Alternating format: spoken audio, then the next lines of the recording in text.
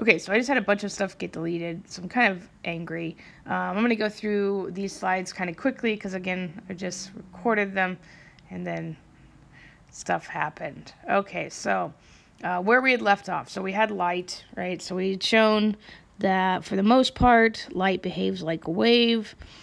We had shown that with our little video, so you should watch that video if you didn't. On the other hand, though, we can't explain all of the behaviors of light in terms of wave-like properties. We also have to kind of invoke a particle-like nature. So particle-like nature when it comes to energy, right? So Einstein had shown that the energy of light is proportional to its frequency, right? So energy is proportional to the frequency. Has nothing to do with the amplitude, which would be very much wave-like.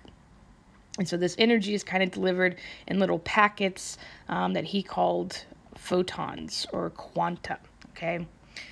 Okay, so we'd also talked about matter. We kind of briefly talked about matter with respect to emission spectrums. So emission spectra of various elements, right? So with emission spectra, if you go and excite an element, either via like electrical excitation or heat, they tend to give off these very characteristic colors. They tend to glow these very characteristic colors. And then when you take that color that they're glowing, you pass it through something called a spectroscope. It essentially kind of takes out all the various components or factors out the various components of that color, and you get what's called an emission spectra, right? And so these emission spectra are very discrete spectra, right? So there are just essentially patches of black with very sharp discrete lines at very specific wavelengths. And again, these emission spectra are characteristic of the element that are producing them, right? So the emission spectra for hydrogen, especially in the ultraviolet visible region, is like 4 lines, right? And so if you were to take hydrogen from any source and you were to do the exact same thing, excite it, pass the light that it's glowing through a spectroscope, you would always get this exact same 4 sharp line emission spectra, okay? All right, so then we talked kind of briefly about how the student named Rydberg had modeled the hydrogen emission spectra, but he hadn't been able to explain why his model worked. And then we were left with this guy named Niels Bohr. All right, and so Bohr had attempted to explain what we are seeing with respect to this idea, this Bohr model of the atom, where we had our nucleus, and around our nucleus was our electrons. But the big thing about Bohr was that he thought, okay, our electron can only be orbiting at very fixed radii away from the nucleus, right? So he thought the electron could be a certain distance away or a certain other distance away, right? So these radii differed with respect to they were farther from the nucleus than one another. But they could only be there, right? So they could only be in this radius or in this radius orbiting, and they couldn't be in between anywhere, okay? And so he had given these guys these like numbers, and we'll see what these numbers correlate to in a second. And the big idea behind Bohr was not, these guys weren't giving off light because they were orbiting. Instead, while we were seeing these emissions or these absorptions of light was due to transitions between these various radii, right? So if we had an electron in a higher radii fall down into a lower radius, right, then we would see emission of light of that essentially energy, right? And so whatever that difference in energy was between the two various radii, we would see that energy difference be emitted in a photon of light, right? And so this is why we were getting these emission spectrums.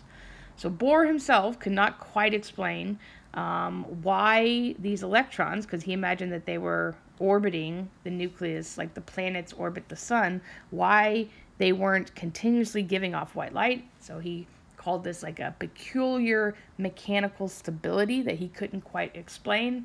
But again, this idea behind transitions between these orbits or between these various radiuses being responsible for these emission spectra was kind of big at the time, okay? So that's where we were left with. We still couldn't explain everything, okay? So now we're going to move on to this dude named Louis de Broglie, and he's going to give us kind of this idea that if we go back to this idea behind light, right? So light is majority of the time wave-like, right? It behaves like a wave. But when we look at energy, light has a very particle-like nature. So de Broglie took that idea and said, well, what if we turn that around on particles, right? So what if particles are particle-like, or electrons, that's the big one, not necessarily particles. So what if electrons, for the majority of the time, are particle-like? So particle-like. But maybe, what if they also have wave-like properties as well? All right, so what if they behave like a wave as well? What if they have a wavelength to them, okay? And so he kind of hypothesized this equation. This is called the de Broglie equation. And in this equation, what he said was the wavelength of an electron, or the wavelength of anything, really, is equal to h, which was, again, Planck's constant. So this is 6.626 times 10 to the minus 34th joule times seconds. So it's Planck's constant divided by m here is mass of whatever thing we're looking at, and then v here is velocity. Okay, so this isn't v, or this isn't nu. It's not nu. This is v for velocity. Okay. Again, nu is frequency, just to remind you. They look very similar. Okay, so that was the big thing, right? Okay, so maybe all things have wavelengths, right? Maybe all things behave like waves. The part in time, or the region of time, the region of space, or something like that, where this actually becomes important, like something having a wavelength, is when the wavelength itself is proportional to the size of the wavelength that it's representing. And I know that doesn't really make any sense, but if we take something like a baseball, right? So a baseball is really big, right? And so if we plug in all of the various parts of the baseball into this de Broglie equation, what we will get is a wavelength that's incredibly small. By small, I mean like 10 to the minus 34th, like meters, like really, really, really big, especially compared to the size of the thing that this wavelength is for, right? So because of that, the wave of the baseball doesn't actually play, you don't see it, like it, yeah, it's not there. It doesn't behave like a wave, right? Now, the only time that this wavelength actually starts to manifest itself in these various properties is when it's actually comparable to the size of the thing that it is a wavelength for, right? So, for example, an electron is itself incredibly small. So when you plug all of the various things into our equation here for the electron, we'll get wavelengths on the order of like 10 to the minus 10th, right? Which is actually very comparable to the size of the electron itself, okay? So things don't actually start behaving or manifesting their wave-like nature until they are actually on the order with respect to their actual wavelength, okay? Okay, so where would you actually need to use this de Broglie equation to calculate the wavelength? So let's say that we had a problem where I wanted to know the velocity of an electron that has a de Broglie wavelength of about 1.2 times 10 to the minus 10th. So how would I go about doing that? I would use my little de Broglie equation. So wavelength is equal to h over mass times velocity. And I would go ahead and solve for velocity here, because again, that's what we're looking for. So to do that, I would multiply both sides by mass times velocity. So that would give me mass, velocity, wavelength is equal to h. And then I would go ahead and divide both sides by mass times wavelength. And so that would give me velocity is equal to h over m times wavelength. And then I would go ahead and plug everything in. So 6.626 times 10 to the minus 34th. This is joule seconds all over the mass of the electron. This is like a constant. It's 9.1 times 10 to the minus 31 kilograms. And note you have to use kilograms here because, again, of joules. So 9.1 times 10 to the minus 31st kilograms times the wavelength of the electron, which is 1.2 times 10 to the minus 10th meters. Okay, so when you do that, you end up getting something like 6.1. Let's do that for real. Velocity is 6.1 times 10 to the 6th. And you end up in units of meters per second. So this is a point, 6 point. So when you look over here, you find, oh, look, here it is. So the electron is moving very, very, very fast. So things that are very small, moving very fast, have wavelengths that are comparable to the size of the actual thing. Okay, so that's great. So de Broglie can say, hey, what if all things have wavelengths correlating to them, right, corresponding to them?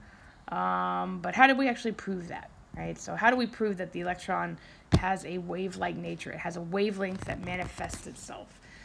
So kind of proof of this idea, this wave-like nature of the electron, came a few years later in the following experiment. Okay, so right now, if you want a nice little video that kind of explains this better than I do, I would go ahead and stop this, and I would go to the Blackboard site and click on the video, the Dr. Quantum electron diffraction video, because that's going to explain this much better than what I can do right now.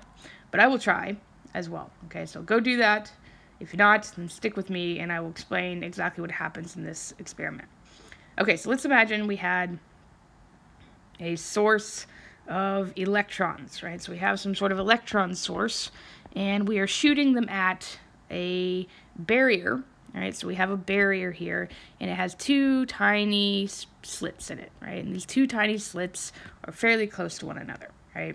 So again, the majority of the time we think of electrons being these tiny little particles, or like in the video they say tiny little marbles, right? And so if you take tiny little marbles and you shoot it at a barrier with two slits, what you would expect to see is the tiny little particles essentially coming through the slits where they're at, right, and landing right directly behind the slits on the screen behind them, right? You would expect particles to just go through wherever the slits were and end up right behind where the actual slits were on the barrier. Okay, again, that's what you would expect with electrons, which we think of as particles. What you actually get, though, with electrons is something different. So if you were to take an electron source and shoot electrons at a barrier with two slits, instead of getting the two, essentially two beams that correlate to the two slits, what you get is an interference pattern, which is very characteristic of a wave, right? Because waves diffract and they also interfere with one another. Okay, so this is a thing, like this is an issue. Like you're shooting particles at a barrier and you're getting an interference pattern. How could that possibly be? So scientists thought, well, maybe the electrons are going through and they're like diffracting off one another, right? And so we're getting this various thing. So they're like, okay, well, let's slow our electron source down so that it only shoots one electron at a time. And so they do that and they wait, right? Because if they're only shooting one electron at a time, it's only going to show up as one dot at a time on the slit, on the photographic film behind, right, where they're actually seeing these guys end up. So they wait, and over time, as it passes, what they end up getting long term is, again, this interference pattern, right? So the problem with this is that you have an electron going one at a time. If you want to think of it as a particle, which people still want to think of it as a particle, you think, oh, it has to only be going through one slit. It can't be going through both, right? So that's the problem, right? How is it, if it's going through one slit, how does it make an interference pattern on the screen behind, okay? So, again, scientists wanted to figure out, well, it can't be going through both slits, right? So let's look and see which slit it's actually going through and see what we can make of that. So they do that, okay? And when they do that, they, again, have single electrons hitting the barrier one at a time, or going through the slits, and they see, oh, here's the electron, oh, here's the electron, right? So they're coming through, they actually see where they end up, but what that does is it essentially collapses the interference pattern, and it produces the type of pattern that you would expect just for particles going through the slit, right? So when you try to measure the position, or which slit the electrons are actually going through, the electron behaves like a particle, right? When you don't try to measure the position, when you don't know anything about the position of the electron, and instead just let it go through, then you get the interference pattern. which is part of its wave-like nature, okay? So this is kind of like the trade-off with respect to the electron, right? We've been asking this question, well, where is the electron at? What is it doing? How do we know? Well, in the end, what we can know about the electron is there are particle-like properties to it, and there are also wave-like properties to it. And it's going to behave as a particle or as a wave, depending on what you want to know about it, right? If you want to know where it's at, then it's going to behave like a particle, but you can't know anything about its wave-like nature. If you want to know the interference pattern it produces, right, then it's going to behave like a wave, but you can't know where it's at, okay? And that's kind of like where we come to, and what people have such problems with respect to quantum mechanics, is that there is no, like, you can't get better, right? You can't be like, oh, but we're going to trick it one day, and we're going to figure out where it's going and be able to measure the interference pattern. It's impossible, right? This is what essentially is told to us by the uncertainty principle, as well as the fact that these are complementary properties, right? The more you know about one, the less you can possibly know about the other, and that is what quantum mechanics really gives us with respect to the electron, which is unfortunate for some people. Okay, so again, these things were complementary properties. So this is a very particular term with respect to quantum mechanics. With complementary properties in quantum mechanics, again, the more you know about one, the less you can possibly know about the other, right? So with our little diffraction experiment, when we knew its position, we didn't get to see the interference pattern. But when we saw the interference pattern, we had no clue where the electron was actually at, okay? And so the wave nature, the particle nature, these are the two complementary properties, and their actual physical phenomena versus the interference pattern versus the position are what we mean by these properties, these complementary properties, okay? Okay, so this trade-off, this tit for tat with respect to these complementary properties are quantified or kind of formalized via what we call the Heisenberg uncertainty principle. Okay, so in the uncertainty principle, what they tell us is that position,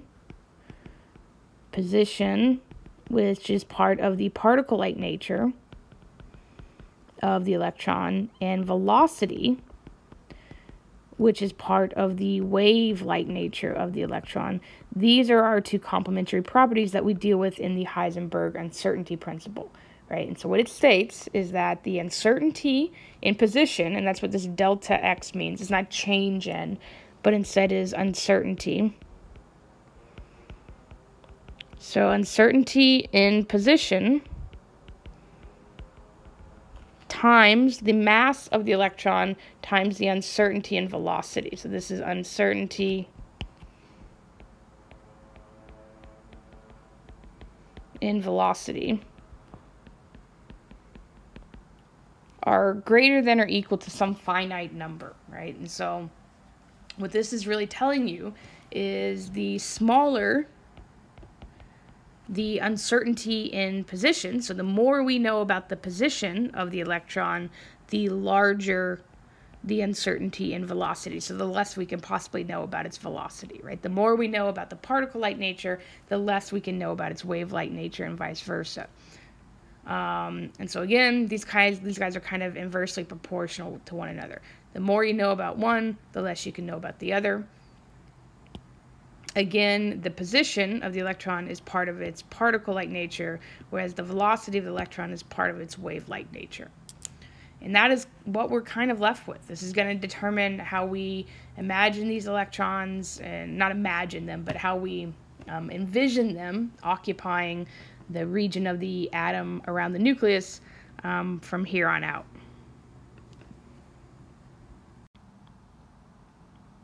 Okay, so unfortunately, kind of the trade-off in all of this is that energy is essentially related to velocity, which is part of the wave-like nature of the electron. And we know lots and lots and lots about energies of electrons, and so kind of with respect to that, that means that we can't know very much about the position of the electron. Okay, so again, kinetic energy, which is what we're talking about, energies of this electron, this is related to the velocity of the electron via just the equation for kinetic energy. Velocity is part of the wave like nature of the electron. We know lots about these guys. We know lots about energies and velocities. And so because of that, we cannot know much about its position. And so unfortunately, that's what we're left with respect to quantum mechanics. So what does that mean? Okay, so this kind of leads us into the Schrödinger equation, which is developed or was developed by this guy named Erwin Schrödinger back at the, time that people were doing all this stuff. So what the Schrödinger equation does is it, for the first time, treats the electron as a wave, as purely a wave, okay? And so you don't need to know about this equation that much, right? The only thing you need to know is what we're going to get out of it, right? So what we're going to get out of this equation, let me start by saying what this equation is trying to state. So this part of the equation is essentially looking at the potential and kinetic energies of the electron, and it's equaling the total energy of the electron, okay? What this guy is, this little Greek letter psi, what this is what is called a wave function. Okay, so this is just like your normal functions like fx or something like that, right? These are normal functions, but with respect to the Schrödinger equation, these guys, these wave functions, are going to be our solutions to this equation, like solving for x or something like that. But with respect to this guy, we're going to get many different solutions. So many values of psi will actually satisfy this equation. Okay, so what's coming out of this is psi, and what this is trying to represent is the overall position of the electron. Okay, so position of the electron. Psi itself, all these different solving, or all these different psis that we can get, has no physical meaning. But when we take psi and we square it, what this ends up being is the probability. So probability of finding the electron in a given region of space, okay, around the nucleus of the atom. So we're always going back to the atom. This is not just some lone electron living off in nowhere land, okay? Okay, so this guy, psi squared, again, we have many different possible solutions for this, and what we're going to call these are orbitals. So this is kind of a misnomer. It goes back to this idea behind the Bohr radius and like this electron orbiting. Again, it's just kind of stuck.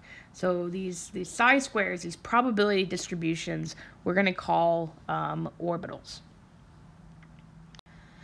Okay, so again, there are many different possible wave functions, many different possible solutions to the Schrödinger equation.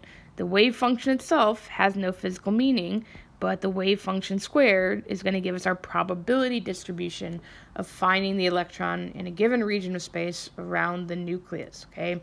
So because there are many different solutions to psi, that means that we're going to have many different possible orbitals. All of these orbitals are going to be characterized by three separate quantum numbers, okay? So first one is what we call principal quantum number. The second is angular momentum quantum number, and the third is the magnetic quantum number. And it's going to be these combinations of what we call N, the principal quantum number, L, the angular momentum quantum number, and M sub L, right? So this is an M with a subscript L. These guys are going to characterize each individual orbital that we're talking about, okay? Each individual probability distribution of finding the electron in a given region of space. So right now, I know this has, like, you're like, what? I don't get it. You know, it's okay. Hopefully I'll try to make sense as we actually start to deal with various values of N, L, and M sub L.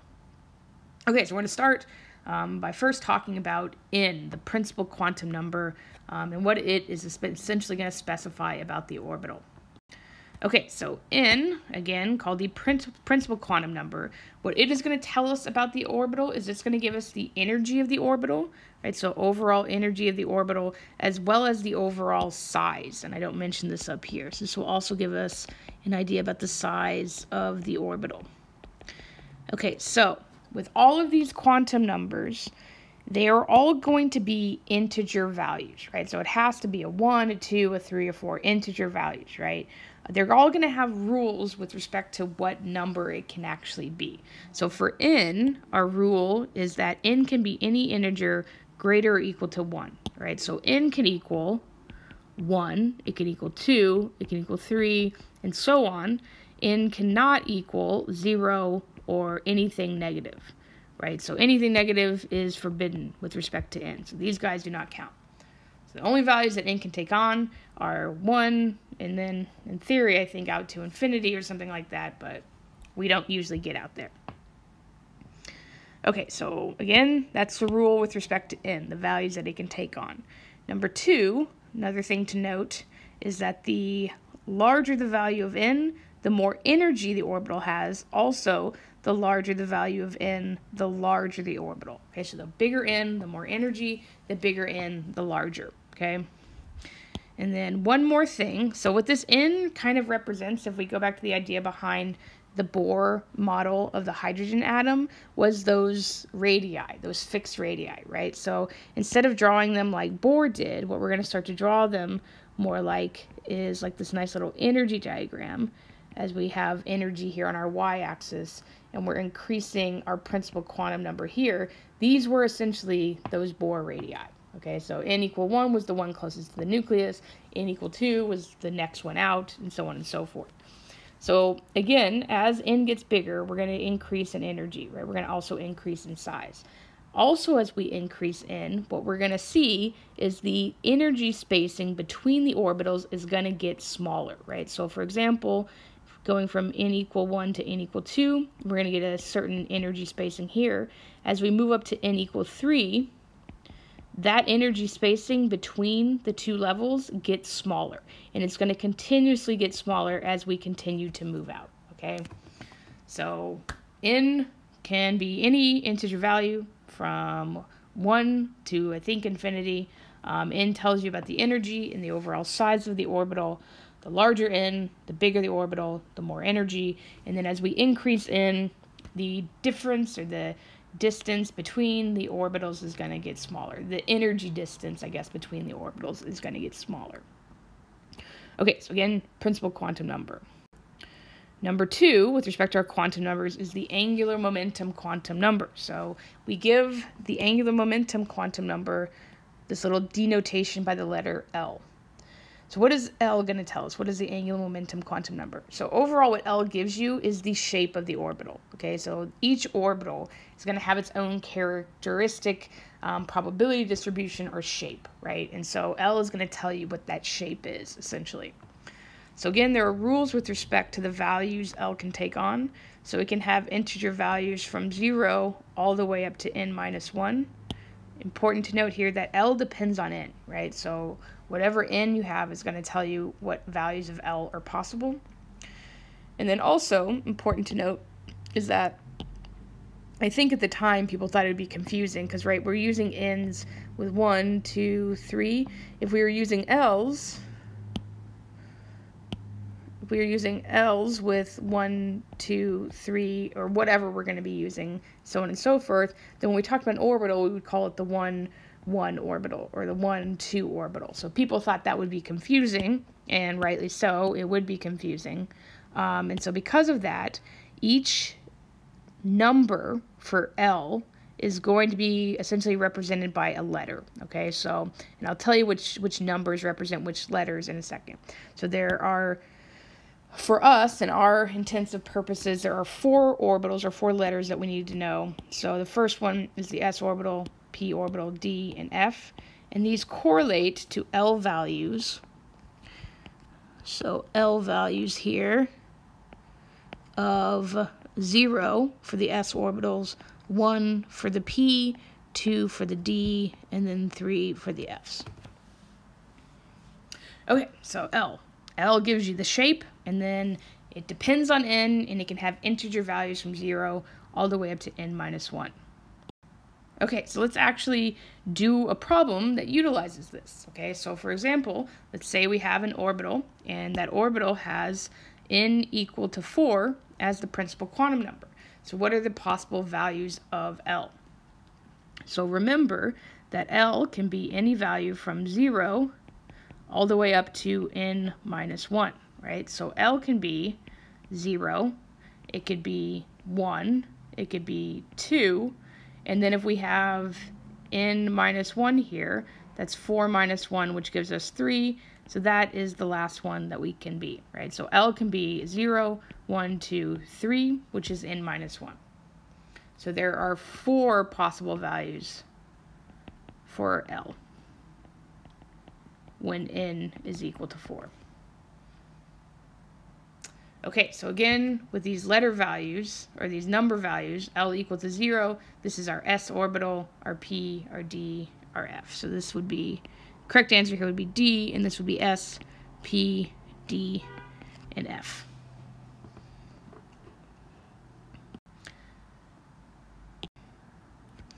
Okay, so then the last one is the magnetic quantum number. So this is M sub L. So M with a little subscript L. So what does the magnetic quantum number tell us? So it's going to tell us our orientation in space, orientation of the orbital.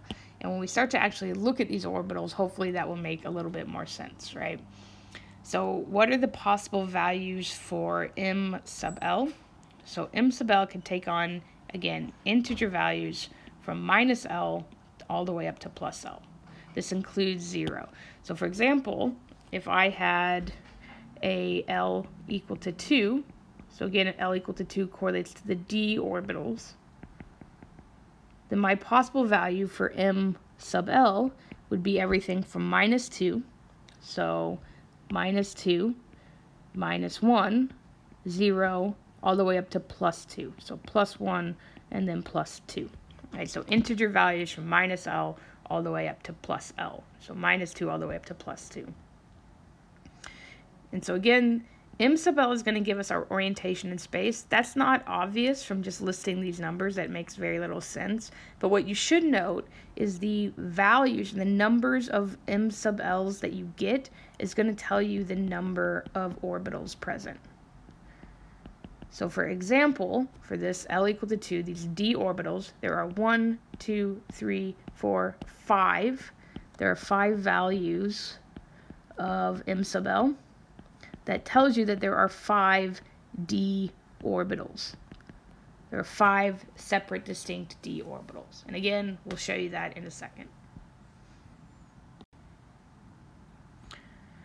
Okay, so let's try this question. So we want to know what possible values of M sub L are possible for L equal to 3. So again, go ahead and give this a shot and then push play again to get the answer.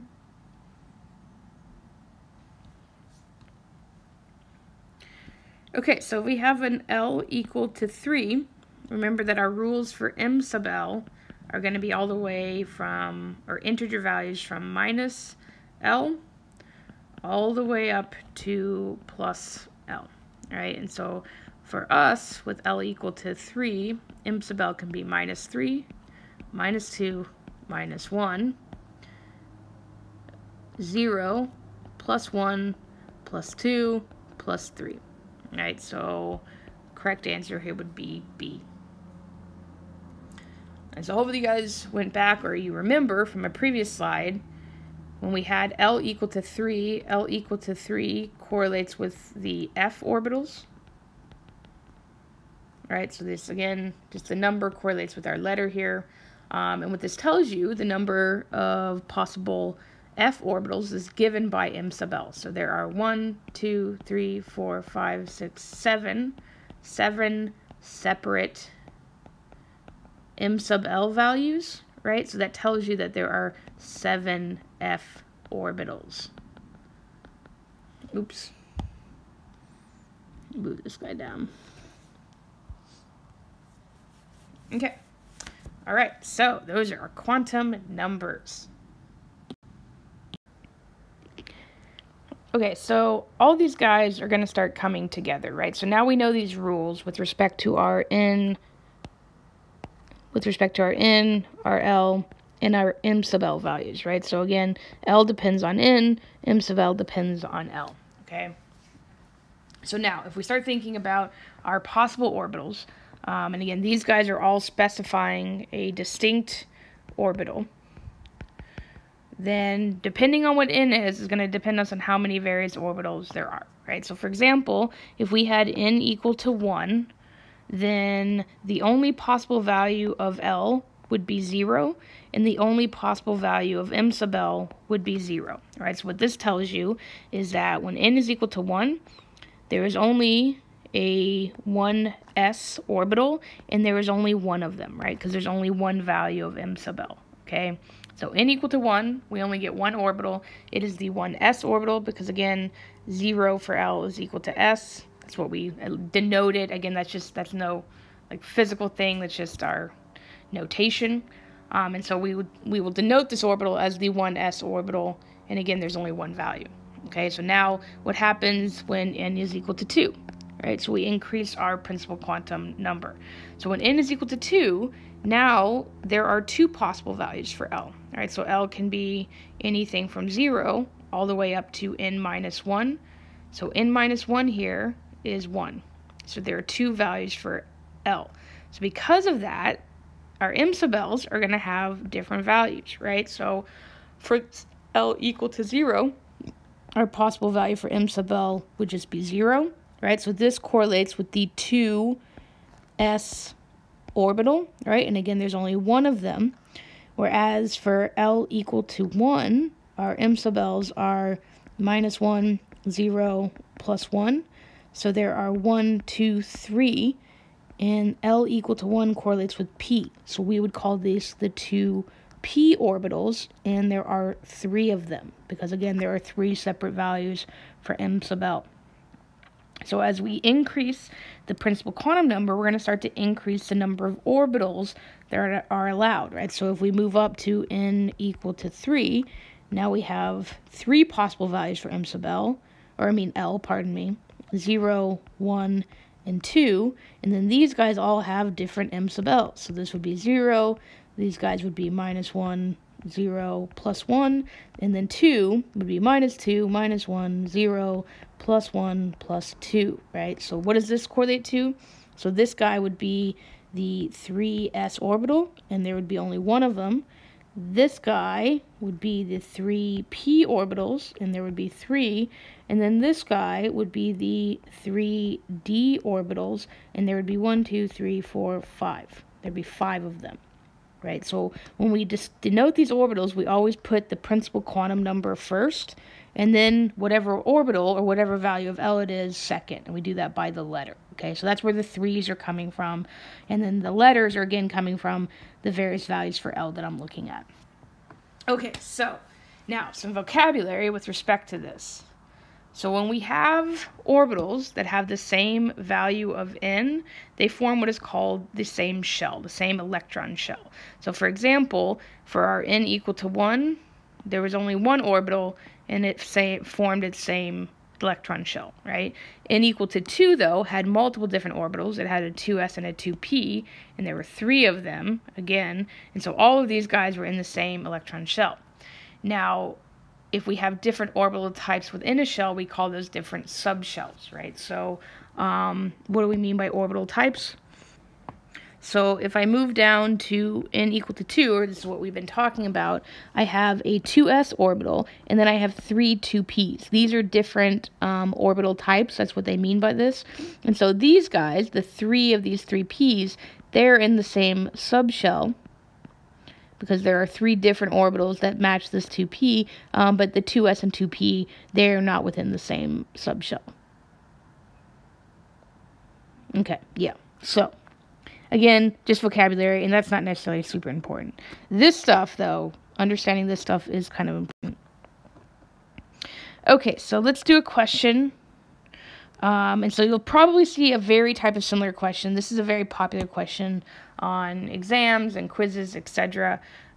So what I've given you here are 4 different sets of quantum numbers, and I want to know which one contains an error, which one is impossible given the rules that we have provided you for the orbital or the quantum number rules, okay? So again, one of these guys is incorrect, so I want you to be able to specify which one it is.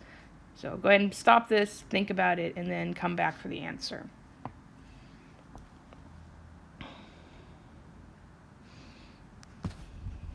Okay, so which one is the correct answer here? So I think if we look at this, the correct answer is D. So for A, if we have an n equal to 3, then our possible values of L are 0, 1, and 2. And so that's fine. The L of 0 can exist. And then M sub L, if we can have all of these guys, then we can definitely have a 0. So that exists as well.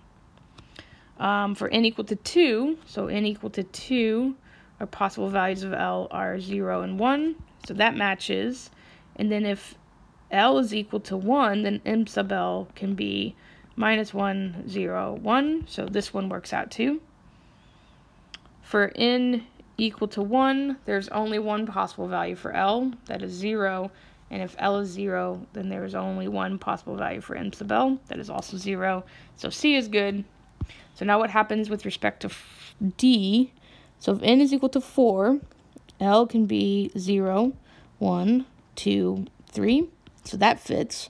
But now if L is equal to 1, then M sub L can only be minus 1, 0, and plus 1. Right? And so this M sub L, if L is 1, is not possible. Right? And so that's why D is the correct answer here.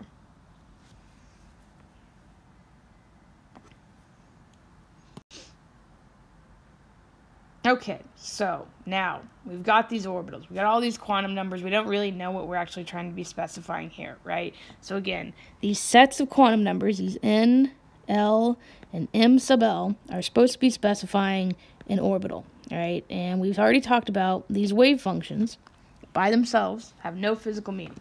But when you take their square, what this is going to give us is a probability distribution of finding the electron in a given region of space around the nucleus, right? So now we're going to start looking at what these probability distributions actually look like. We're going to start seeing what these orbitals actually look like, okay? Okay, so the first one that we're going to start talking about is the s orbital. This is kind of the most basic orbital. And again, s is for L values equal to 0.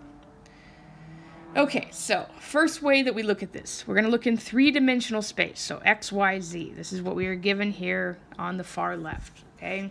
And what we see is what we're going to call a density of dots plot, right? So again, what we're plotting here is the probability, the psi squared, of finding the electron in a given region of space, and the nucleus here is going to be this 0, 0, 0 point of x, y, z, okay? All right, so what these dots are trying to represent is essentially the probability of finding an electron in that region of space, right? So, for example, let me actually go ahead and erase this guy. The way you can imagine this is that, let's say that we have our hydrogen atom, right? And we've got an electron in it, so that's great. And every 10 seconds, let's say we take a picture of where the electron is at, okay? So, first 10 seconds we take a picture, it's here, right? So we find one here, and then here, and then here, and then here, and then here, so on and so forth. We do that to like infinity, right? We overlay all of those pictures, okay? What we would produce is essentially this little distribution here, okay? So where the dots are most plentiful or more dense, we have a much higher probability of finding the electron, okay? When they start to spread out here, you have a much lower probability of finding the electron out in those regions. Okay, so if we go back to that idea of taking a picture and then overlaying them, we can kind of ideally, hopefully kind of hit another misconception that frequently occurs, right? So again, in my little idea here, I was taking a picture and then waiting 10 seconds, taking another picture, waiting 10 seconds, taking another picture, right? You would think that in that 10 seconds, when I wasn't taking a picture, the electron was going from here to here and then here to here, right? But that, again, is a misconception, okay? So in reality, what happens in between these pictures is not that the electron is moving, but essentially the electron in between the pictures is a wave of all probabilities, right? So when we take the picture, we localize the electron to a specific position. So now we know its position. We can't know anything about its wave-like nature. When we don't localize it, when we don't take the picture, the electron is not a particle and instead is displaying its wave-like properties. So in between the pictures, it's not that it's moving from one spot to the next, it's instead a wave of probabilities of all of the regions of space. It's essentially like it's everywhere, right? Okay, so most people don't like that. So whatever, you take that however you want. Number 2, right? So this is the first way that we can imagine what these probabilities or these orbitals look like. Another way that we can kind of denote this, that we will frequently use, is what is called the contour model. Okay, so what the contour model is, it's essentially a surface, right? And for the s orbitals, these are always spheres. Spherically symmetric. What the surface is supposed to represent, though, is it's supposed to contain 90% of this density of dots plot, right? So they draw you a circle and they say 90% of this density of dots is within the circle that we have drawn, or the sphere that we have drawn, okay? Okay, so density of dots, probability distribution, probabilities of finding the electron in a given region of space. We can also denote this via these contour models, which again are supposed to be three-dimensional surfaces that contain 90% of our density of dots plot. Okay. Also note, really quickly, as we move from n equal to 1 to n equal to 2, what happens to the overall size of our contour model for the s orbital? It gets bigger, right? Which is what we would predict, knowing that the size of the orbital gets bigger as we increase n.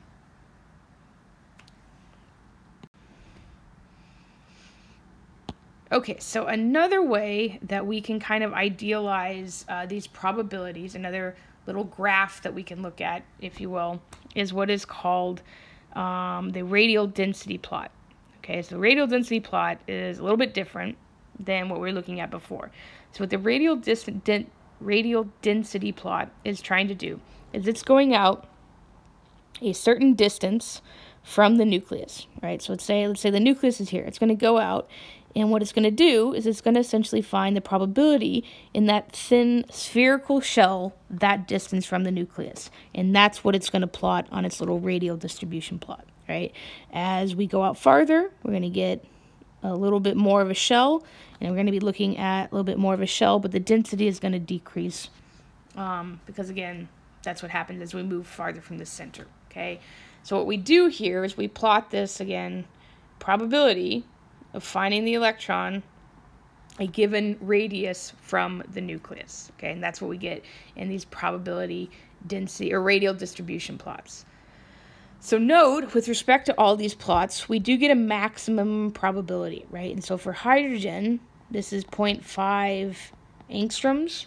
This is our most probable distance that we will find the electron from the nucleus. And this actually ends up agreeing very well with experimentation. And with respect to the Bohr radius, this is fairly similar to what Bohr originally calculated in his model.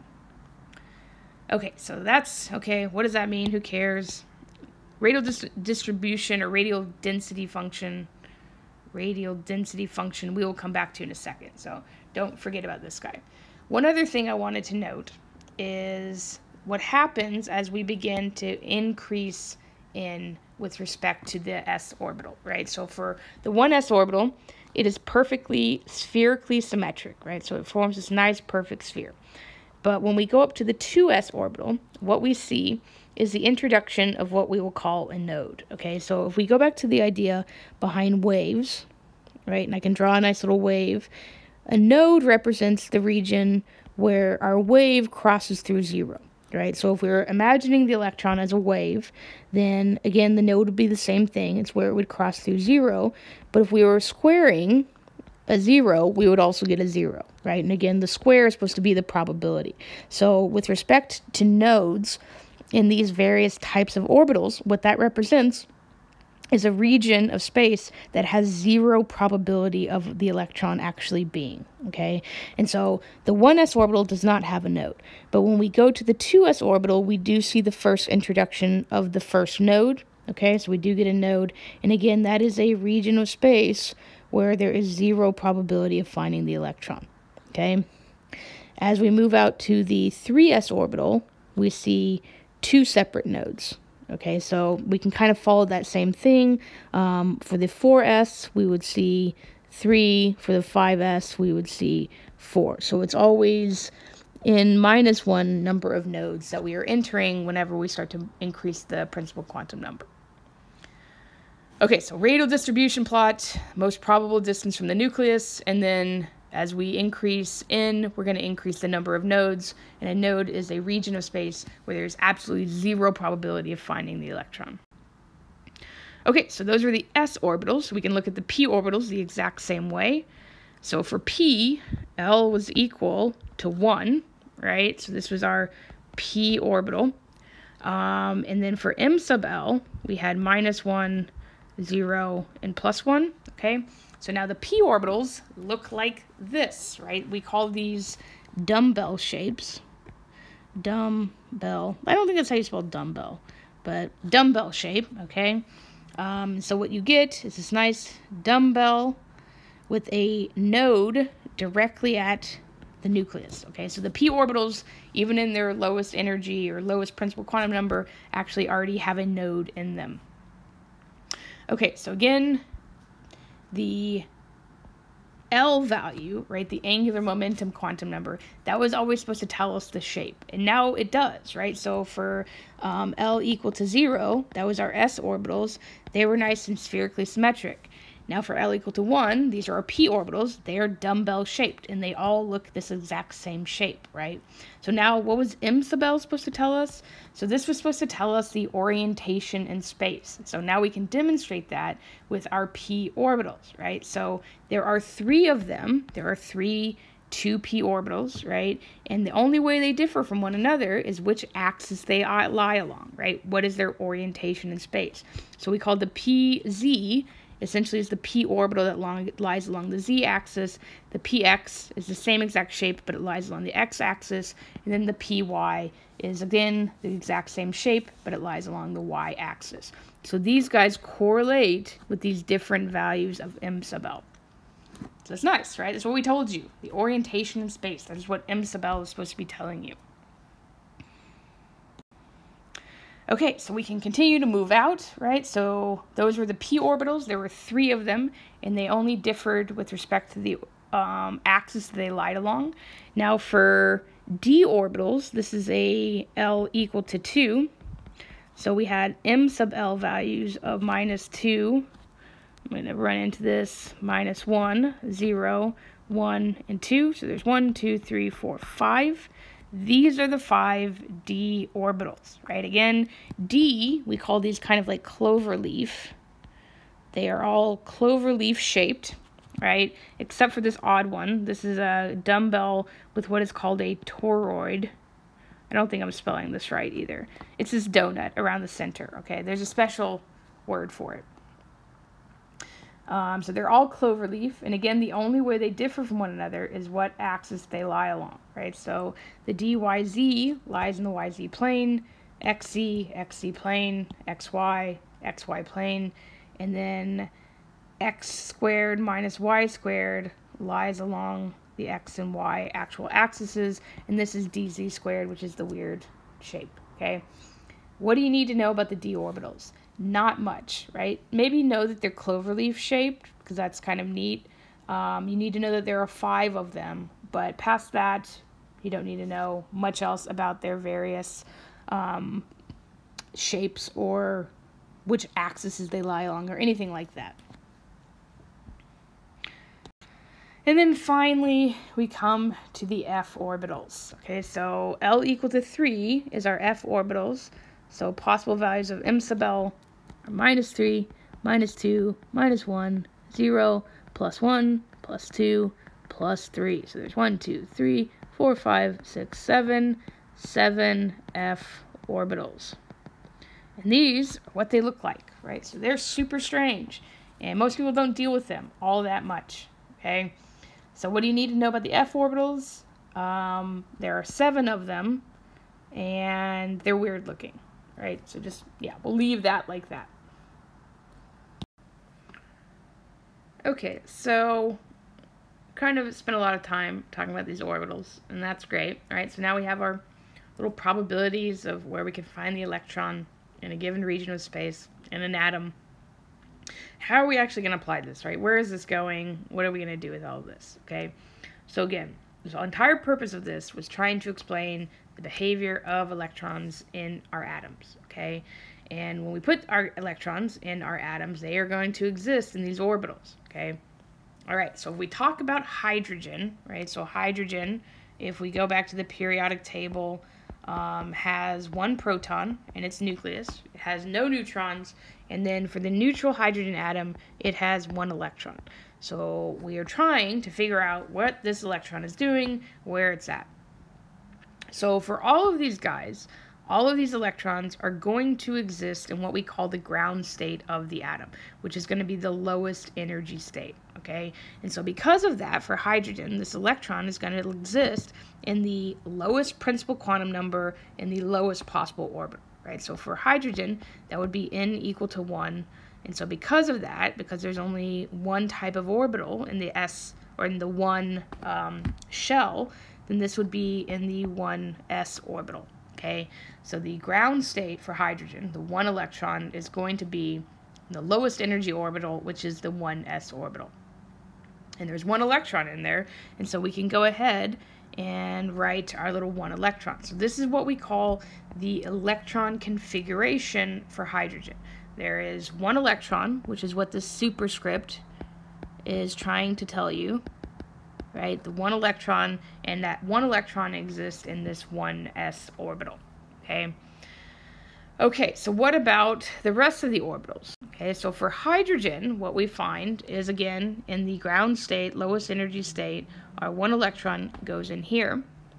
But for all of the other principal quantum levels, so n equal to 2, n equal to 3, what we find is all of these various orbitals, or all of these various subshells, these sublevels, all have the exact same, wow, that's interesting, all have the exact same energy as long as they're in the exact same principal quantum level, right? So, for example, the 2s for hydrogen and the 2p orbitals all have the exact same energy because they're all in the same shell. So this type of thing, where we have different orbitals with same energies, we call these orbitals degenerate. Degenerate means essentially same energy. Okay? Okay, so that's hydrogen. Great. We put the one electron in our 1s. That's where it exists. And so we move on, right? Okay, so now who do we move on to? What about helium? Right? So helium is next on the periodic table. It has 2 protons, right? It also has 2 neutrons, which we don't care about right now. But for the neutral atom of helium, we also have 2 electrons, okay? So now the question is, where do these electrons go, right? And so the problem with anything other than hydrogen is that the Schrödinger equation becomes too complicated to solve exactly, okay? So we can solve it for hydrogen, we get these solutions, we can plot these orbitals, so pretty, so nice. But when we move on to something like helium, or anything more than hydrogen, so there's lots of other elements, we cannot solve the Schrödinger equation exactly. And so what we are left with is what we call approximate orbitals. So we can approximate what they look like, and our approximations show that they tend to be very hydrogen-like. So we're going to continue to represent them via our same S, P, D, F ideas that we developed with hydrogen. Okay, so that's a problem, but we've solved it because we have approximations.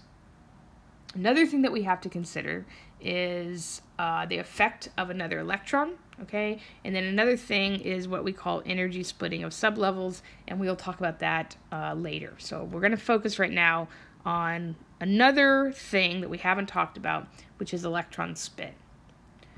And again, the question, all we're trying to develop right here is figuring out, hey, helium has 2 electrons. Where do these 2 electrons go? They go in the s orbital, p orbital, etc. Okay, so spin. What is spin? With respect to the Schrödinger equation describes the orbitals, right? And it gives us the probabilities of the orbitals. And that gave us 3 separate values, n, l, m sub l, okay?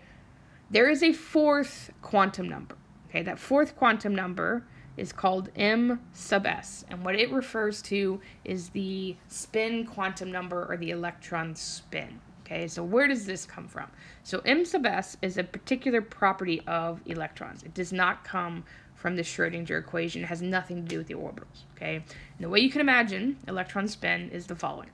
So electrons are spinning. That's kind of how we imagine them. They are spinning like a top spins when it is essentially spun, right? When you spin a top, an electron is kind of spinning on an axis like that, okay? With respect to that, right, so we have this spinning particle, or spinning wave, whatever it is, right? If you have a charged particle, right, so a negative charged particle, that's what an electron is, that is spinning with respect to electricity and magnetism, anytime a charged particle is spinning, it produces a magnetic field. Okay, so because our electron is charged, it is spinning, it is producing a magnetic field. Okay, now the thing with the magnetic field is there are only two possible values to it, and it's kind of like imagining a north pole of a magnet and a south pole of a magnet, right? There are only two possible values. Okay, what we call this is first possible value, we call this spin up, right? So this would be spin up, and the second possible value would be spin down. So this would be spin down. The m sub s value is essentially referencing the spin up or the spin down, right? The magnetic field that this little electron produces. And so there are only two possible values. There are a value of plus 1/2, that's what we call spin up. And then there is a value of minus 1/2, which is what we call spin down. Okay.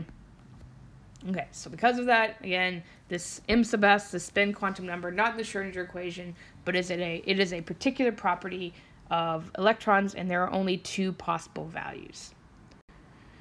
Okay, so again, we can represent these two possible values of m sub s as plus 1/2, minus 1/2. This is spin up versus spin down. Another way that we will frequently denote this spin is by using this little half arrow convention, right? So we will also represent our electrons as these little half arrows. So this is supposed to be our electron. And when we want to write it as spin up, we write this half arrow pointing up. So this is spin up, or a plus 1/2 for the m sub s value. If we want to write it as spin down, we will denote that as a half arrow pointing down. So this is spin down, and again, it has a value of minus 1/2. That's a 2, by the way. Okay, so different conventions for the exact same thing. So half arrow pointing up, spin up, m sub s is plus 1/2. Half arrow pointing down, spin down, and it's a minus 1/2.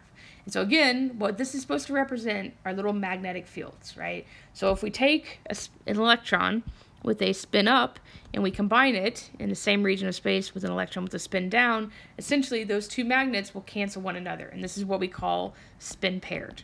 Okay, so if they're not spin paired, they tend to have a little magnetic field. If they're spin paired, they will not have a magnetic field. They will essentially cancel one another. Okay, so what does this lead us to? All right, so when we're trying to talk about helium, again, with its two electrons, we want to know where that second electron is going to go. Where are these electrons going to go?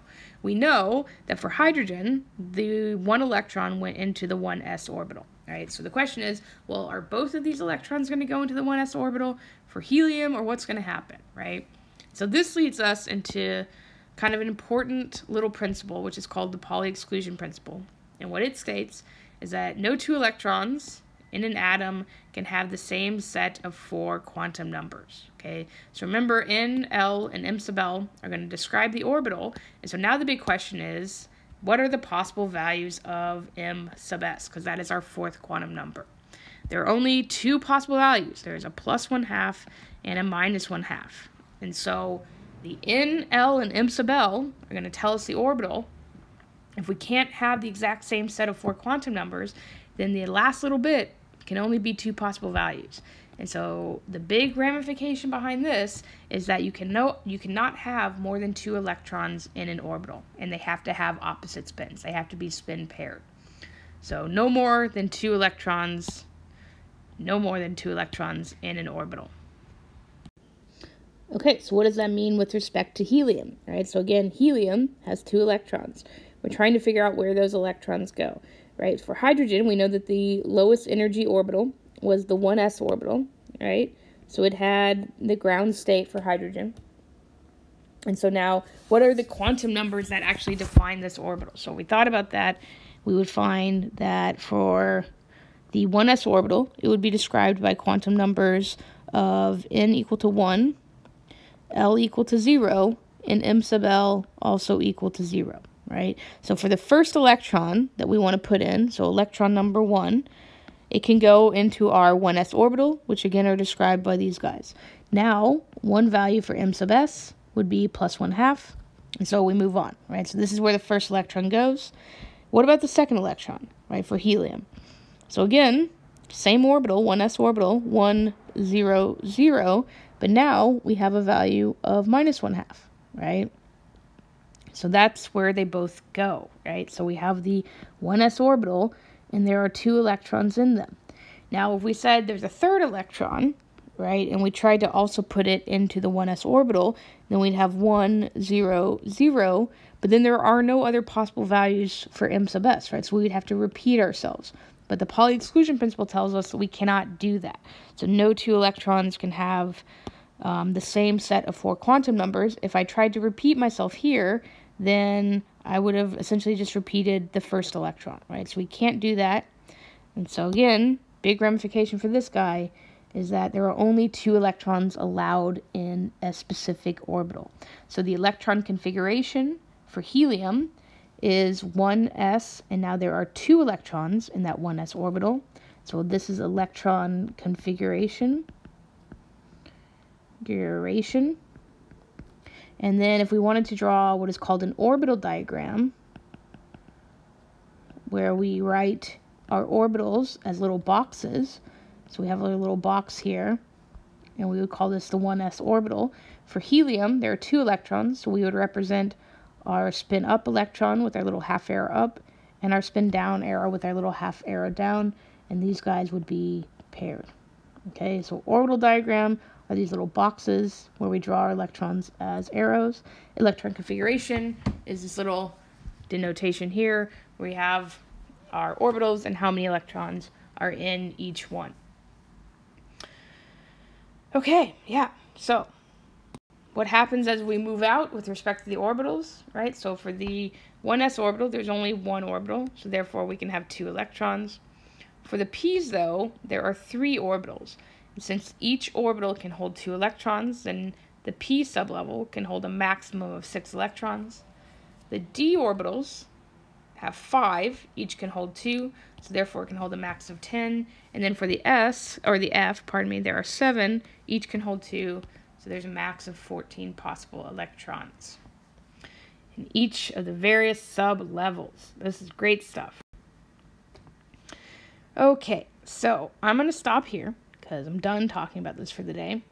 Where we were at, and I just want to kind of remind you, is we were at helium, right? So we had just said, okay, with helium, where did that second electron go? Well, it went into the 1s orbital, so we had this beautiful little electron configuration. Now the question is, as we move past helium and we go to lithium, where is the now 3 electrons of lithium, where are they going to go, right? We know we can't put another electron into the s orbital because, again, we'd violate the Pauli exclusion principle. So the big question now is, where does this third electron go, right? First 2 are going to go into the 1s, so we're fine with that. But now the big question here is, do we put the third electron into the 2s orbitals, or do we put them into the 2p orbitals? Okay, so that's the big question, right? So I'm going to stop there, and we're going to solve that question next time. But just as a reminder, that's what we're trying to get at here.